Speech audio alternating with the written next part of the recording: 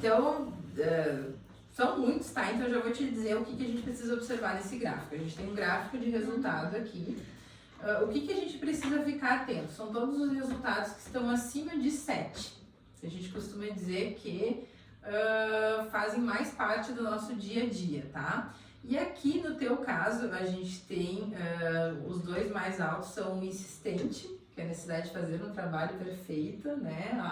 A régua de exigência muito alta, junto com o hipervigilante, que é a sensação constante do que pode dar errado, tá? Seguido disso, a gente tem o hiperrealizador, a necessidade de ter realizações constantes e não conseguir descansar, né? De ter aquela voz, tá aqui sentado no sofá, mas você devia estar fazendo tal coisa, né? Seguido de hiperracional e controlador. Desses todos aqui que são mais presentes, né? A gente tem um prestativo aqui também com nota 7, mas o que mais se identifica? O hiperrealizador. Qual que é outro além do insistente? Hipervigilante. Esse, porque eu tô sempre tensa. O insistente, eu tô trabalhando isso, tá? Em terapia.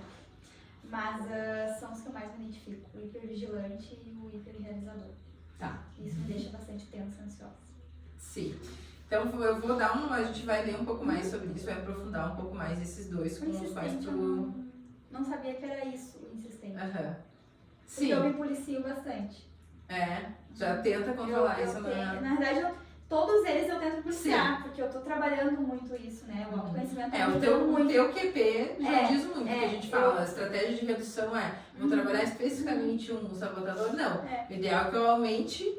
É que tu perceba rapidamente e viaja. Isso aí. É exato. o que eu me policio. Mas realmente ainda é muito forte, assim, eu monitoro e percebo quando eu tô entrando nesse modo. Sim. Então vamos aprofundar esses dois, então começando pelo hipervigilante.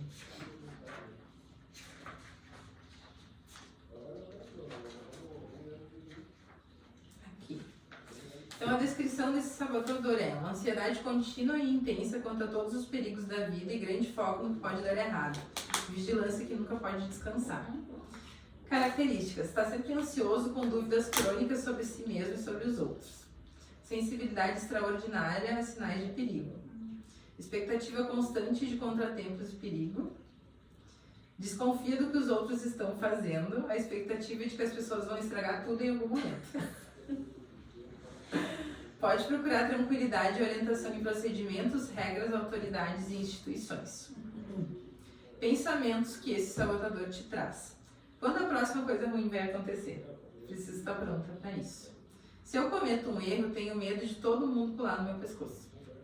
Eu me identifico mais com a segunda do que com a primeira. A primeira eu já tô mais tranquila.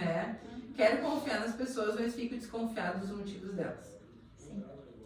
Preciso saber quais são as regras, embora nem sempre as siga. Sentimentos: cético, até mesmo cínico às vezes. Costuma ser ansioso e altamente vigilante. E as mentiras que esse sabotador usa para ele continuar atuando na tua cabeça a vida é cheia de perigos. Se eu não ficar alerta, quem vai ficar? Então, a sensação de que tu precisa estar te protegendo e protegendo todo mundo ao mesmo tempo. Impacto que isso causa, tá? Sobre si mesmo e nos outros. É uma maneira muito difícil de viver, porque a ansiedade constante queima uma grande quantidade de energia vital que poderia ser usada de maneira excelente. Perde credibilidade por ver perigo até onde não tem. Os outros começam a evitar o hipervigilante porque a intensidade da energia nervosa os esgota.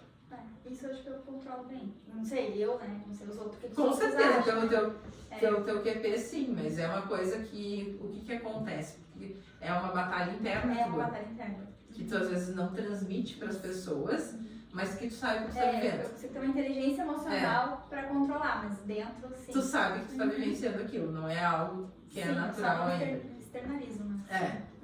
Entendi. A função de sobrevivência. O hipervigilante costuma vir de experiências no começo da vida em que a fonte de segurança, figura paterna ou materna, eram imprevisíveis e não confiáveis. Também pode surgir quando eventos dolorosos e inesperados fizeram a vida parecer ameaçadora e insegura. Faz sentido pra ti? Te remete ao... trabalhando isso. A minha mãe, que tem N problemas assim, psicológicos, é muito imprevisível, né? Psicologicamente. E eu tive grandes perdas no âmbito pessoal, profissional, e isso realmente impactou. Acabou acionando ainda mais esse sabotador. Mas isso estou trabalhando, estou bem contente. Que bom. Já vou te ajudar com algumas ferramentas em relação a isso também, Sim. tá? Mas que bom que fez sentido pra ti. E o outro é o hiperrealizador. Vamos lá pra ele, então.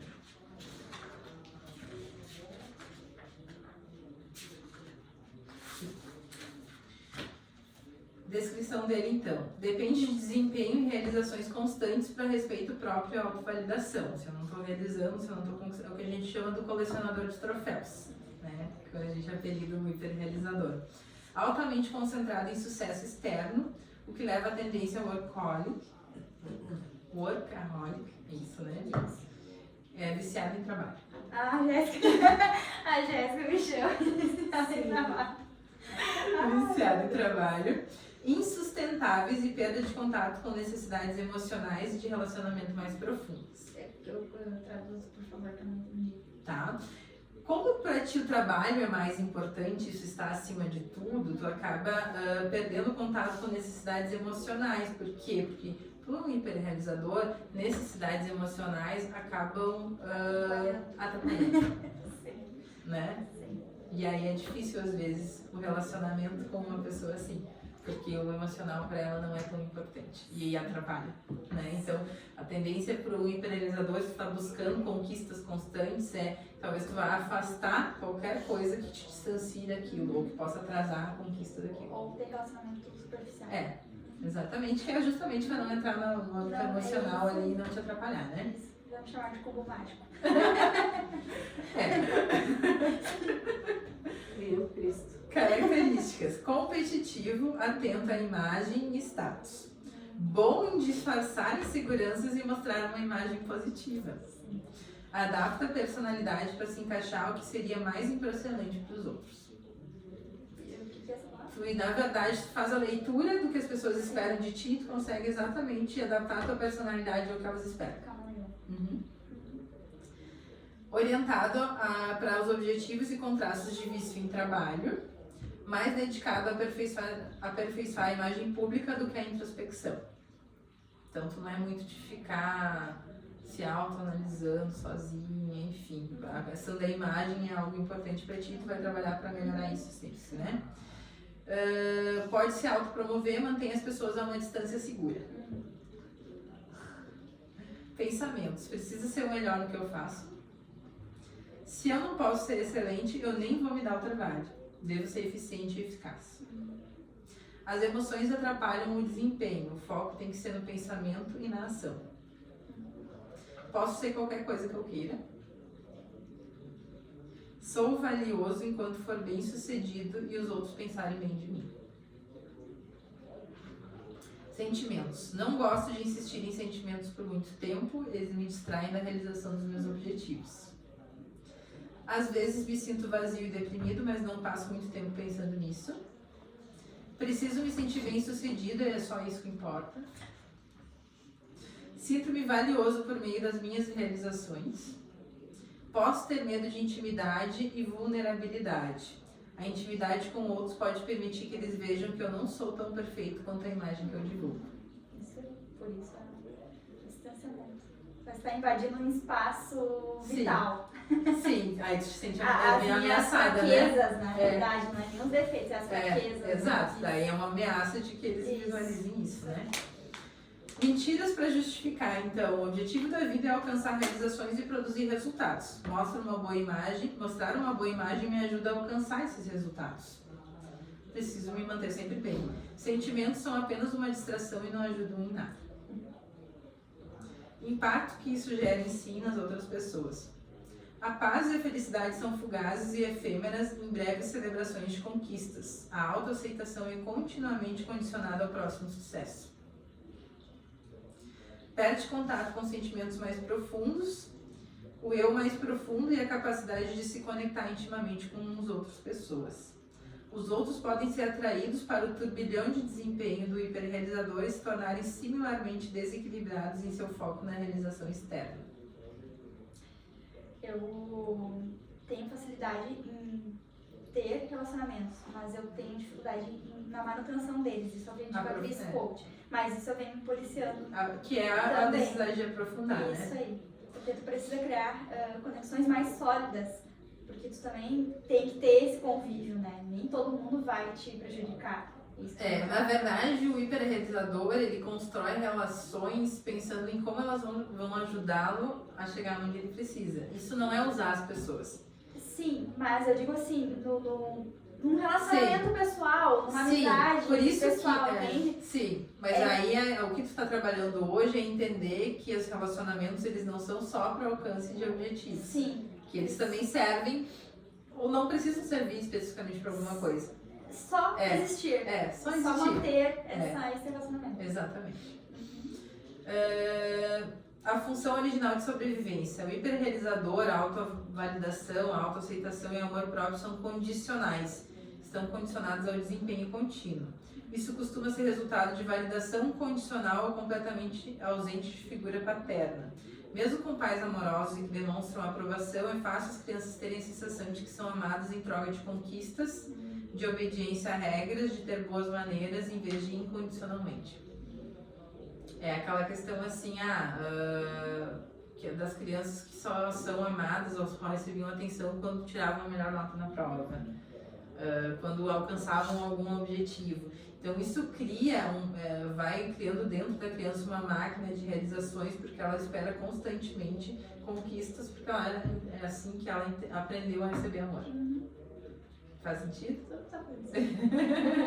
Tudo vem lá de trás, entendeu? Tudo vem lá de trás, né? Eu queria saber depois do insistente. Tá, vamos pro... Esse eu não... eu acho que faz sentido aqui, tá? Vamos ler um pouco mais. Foram os 3 mais altos, Isso. Né? Descrição. Perfeccionismo e necessidade de ordem e organização levados longe demais. Características. Pontual, metódico, perfeccionista. Pode ser irritável, tenso, teimoso, sarcástico. Altamente crítico de si mesmo e dos outros. Forte necessidade de autocontrole e autocontenção. Dificilmente vão te ver relaxado. Tô sempre assim. Estou assim agora.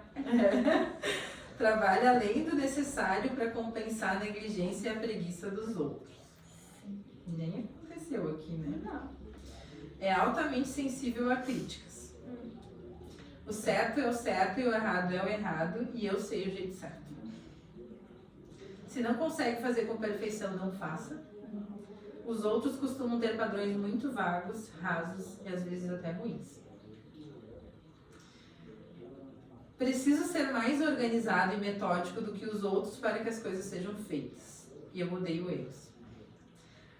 Sentimentos que isso gera. Frustração constante e decepção consigo mesmo e com os outros por não alcançar os altos padrões definidos.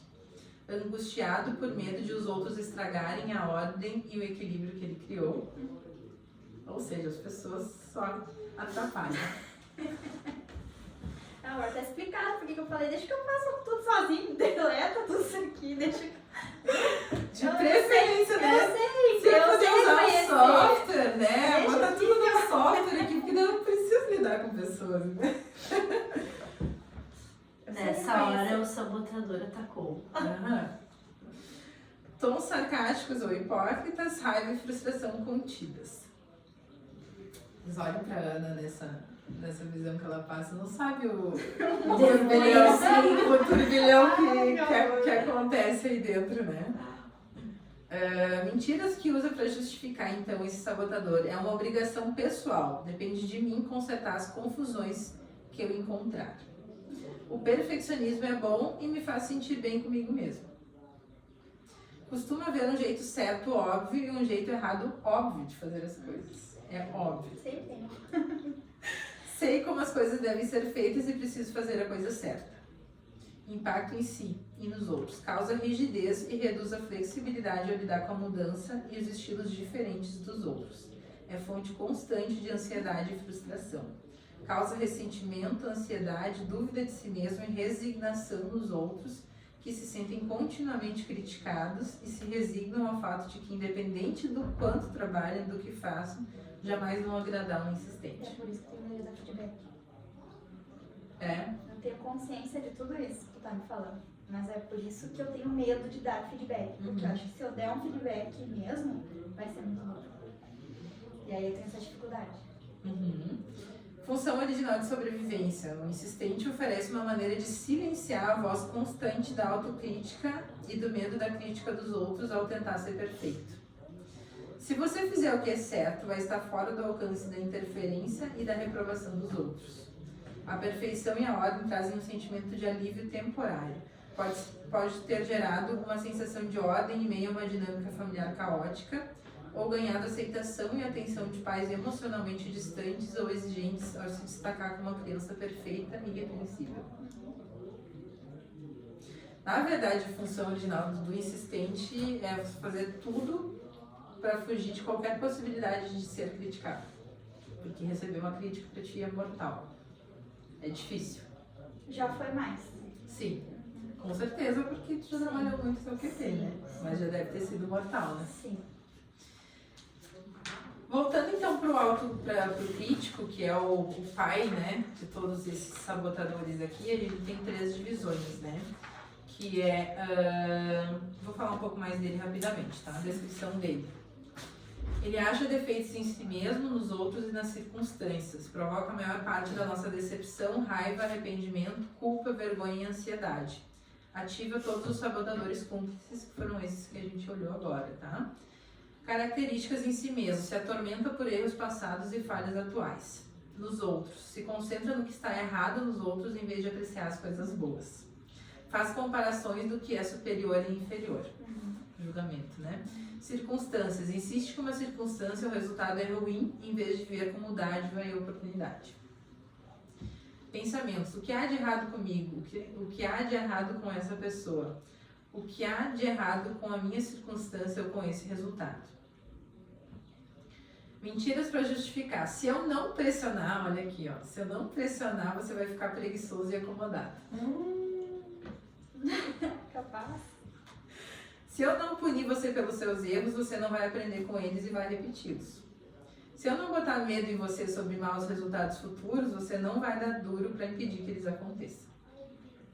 Se eu não criticar os outros, você vai perder a sua objetividade e não vai proteger o seu interesse próprio. Se eu não fizer você se sentir mal em relação a resultados negativos, você não vai fazer nada para mudá-los. O crítico e o sabotador mestre causa original da boa parte da ansiedade, de todos esses sentimentos ruins, e ele também causa muitos conflitos em relacionamentos. A função dele é uma tendência em reparar, exagerar e reagir ao negativo, é uma estratégia de sobrevivência central. Ela reduz as nossas chances de sermos surpreendidos e afetados por perigos não previstos, né? E por causa dessa função-chave, o crítico é o sabotador universal. O que é o crítico, eu costumo dizer, né? Como dentro das partes do cérebro, né? A função lá a primeira que se desenvolveu foi a de sobrevivência, essa que a gente carrega até hoje com a gente. A gente ainda está movido por essa necessidade apenas de sobrevivência. Só que a nossa mente, ela está programada, porque o neocórtex foi a última parte que se desenvolveu do cérebro, né? Ela ainda está programada para sobrevivência física. Então, o crítico é aquele que vai te fazer evitar todos os perigos possíveis. É a proteção, né? Então, se eu não me colocar, se eu não sair da minha zona de conforto, se eu não me colocar em nenhuma situação diferente, se eu não arriscar, eu tenho certeza de que eu me mantenho sobrevivendo. Na verdade, a expectativa dele é que a gente fique paradinho onde a gente está, só com o coração batendo. Por quê? Aí a gente sobrevive fisicamente. Não está se importando se está feliz, se está triste, como tu está te sentindo, entende? Então ele sempre vai trazer aquele viés para te fazer continuar exatamente onde tu está. Por isso que pessoas paralisam às vezes. Não conseguem fazer algo que precisa ser feito pela voz do crítico. Por quê? Porque ele está te dizendo não faça, está correndo perigo, não faça. E a pessoa acaba ficando ali, às vezes, a vida inteira, né? Dentro dessa divisão a gente tem então o crítico a si mesmo, o crítico aos outros e o crítico às circunstâncias, tá? Qual que é, então, a gente fala, o crítico que está no talo é o a si mesmo. Sim. Né? Então, a chibata ela é muito mais forte no sentido de tu trazer sempre uma autorresponsabilidade de que eu poderia ter feito melhor, eu que estou errada, eu que não sou boa o suficiente, eu que preciso melhorar o tempo inteiro. Faz sentido para ti? Aí dentro das estratégias que a gente usa para estar reduzindo isso, tá? que é importante. A primeira, isso tu já faz na prática, tá? Que a gente costuma dizer. A primeira delas é a gente entender que essas vozes, elas não... quando a gente não tem um nível de consciência sobre isso, né? A gente acaba achando que essa é a nossa voz da razão e a gente se deixa guiar por essas vozes o tempo inteiro. Quando a gente cria consciência de que esse processo, esse diálogo acontece na nossa cabeça, a gente tem o poder de escolha de fazer isso parar, tá? Então a primeira estratégia é o que tu já tá fazendo. Beleza, isso vem de tal coisa, preciso parar isso, preciso parar aqui, virar a chave e a gente continua daqui, tá? É colocar luz sobre isso, entender que aquilo não é a Ana, aquilo são vozes na tua cabeça e tu pode ter a opção de ouvi-las ou não, tá? A segunda estratégia é que sempre que tu te identificar em algum momento de sabotagem, enfim, tu faça qualquer conexão com o teu físico, que tu fuja do campo mental e que tu vá para um contato físico. Então, tu pode, sei lá, puxar teu dedo 10 vezes. Tu pode sentir o sapato apertando no teu pé 10 vezes, tá? Sempre que tu sentir nisso, para tu fazer a virada de chave mais rápido, tu sai do campo mental, de onde está acontecendo a guerra, e vai para o teu físico. Qualquer coisa física que tu faça 10 repetições. Então, tu pode definir qualquer coisa do dia. Vou estalar o dedo 10 vezes. Vou sentir, vou apertar meu pé 10 vezes. Vou me beliscar 10 vezes. Entende? É sempre 10 repetições, para que tu sempre saia do campo mental e vá para o físico, que aí o resgate, quando tu for voltar, porque precisa ser feito, ele é mais rápido, tá? Só para te esclarecer algo que tu já sabe, que eu já sabia que tu sabia pelo teu nível de QP. Então, a gente tem pouca coisa para corrigir nisso. Mas é só para trazer a importância do teu papel dentro da empresa, no sentido de, principalmente agora que a ponte se estabeleceu, no sentido das pessoas te trazerem muitas reclamações, da importância do teu papel de sempre ativar o modo sábio dessas pessoas, né? Então, eu costumo dizer que a pergunta-chave que a gente precisa fazer, sempre que alguém te traz algum problema, traz alguma reclamação, traz uma situação ruim, beleza, o que você pode fazer para que isso não aconteça mais?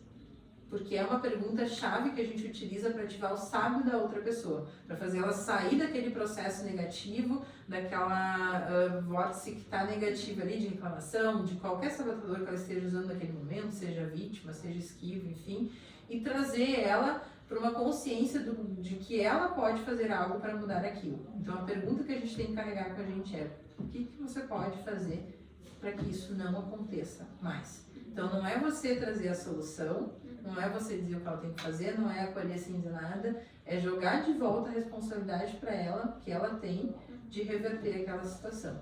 Quando a gente tem essa pergunta em mente, a gente consegue rapidamente enxergar uma solução até onde a gente via só um problema.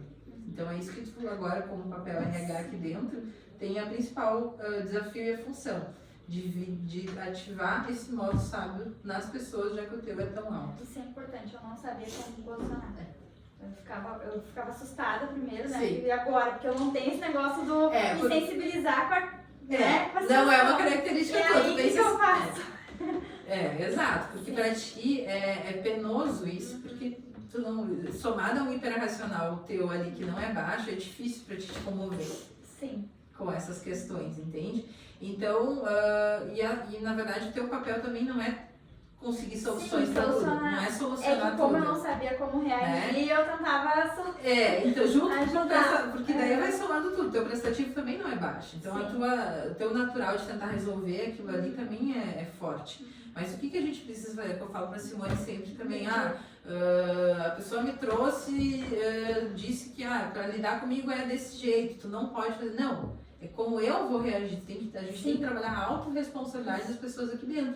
Então, sempre que vier qualquer coisa nesse sentido pra ti, como é que tu devolve? Tá, e o que tu pode fazer para que isso não aconteça mais? Porque aí tu já ativa o modo solução, ela pensar em uma solução para aquele problema que ela está te trazendo. Só que como a pessoa, ela não tem o QP que tu tem, ela fica na vórtice negativa, ela não consegue fazer esse resgate. E ela acaba, o que acontece? Pedindo ajuda pra ti, que é o que vem acontecendo. As pessoas vêm e recorrem a ti, né? Porque hoje tu já é referência nisso. Então é teu papel de fazer essa ativação nas pessoas. Então vai acabar acontecendo o quê? A sensação de beleza, eu fui falar com a Ana e eu saí bem daquela conversa. Legal. É essa sensação que a gente gera. Ah, falei com a Ana, falei com tal pessoa e eu saí bem daquela conversa. Quando a gente tem esse tipo de relato, foi o que tu falou da Duda, foi boa a conversa. A Dana foi boa. Por quê? Porque a gente conseguiu fazer o processo de sair da sabotagem e ativar o sábio na pessoa, então ela acaba se sentindo bem depois da conversa, independente do teor que ela tenha tido. Legal. Tá bom? Isso foi importante. Então tá. Tá bom.